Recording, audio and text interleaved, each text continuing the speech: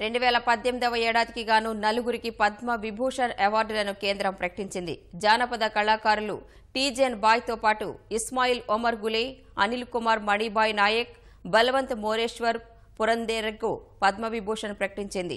14 మందికి పద్మభూషణ్ అవార్డులను ప్రకటించింది.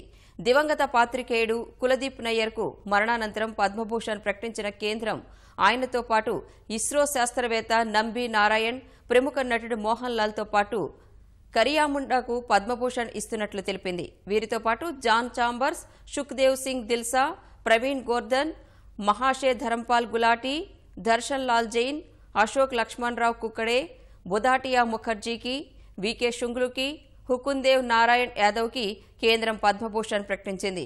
ప్రముఖ సినీ గేయ రచయిత సిరివెన్నెల సీతారామ శాస్త్రి, ప్రముఖ చెస్ క్రీడాకారిణి ద్రోణవల్లి హారిక, నృత్య దర్శకుడు నటుడు ప్రభుదేవ, నేపథ్య గాయకుడు శంకర్ మహదేవన్, క్రికెటర్ గౌతమ్ గంభీర్, రైతు నేస్తం ఎడపల్లి వెంకటేశ్వరరావుతో పాటు 94 మందికి పద్మశ్రీ పురస్కారాలు ఇస్తున్నట్లు కేంద్రం ప్రకటన చేసింది.